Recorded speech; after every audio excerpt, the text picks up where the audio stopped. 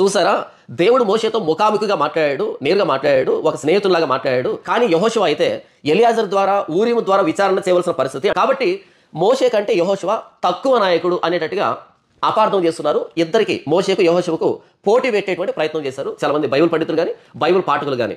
ఇక్కడ గమనించాల్సిన విషయం ఏంటంటే, మోషే నాయకత్వం వేరే, యెహోషువ నాయకత్వం వేరే. మోషే పని వేరే, యెహోషువ పని వేరే.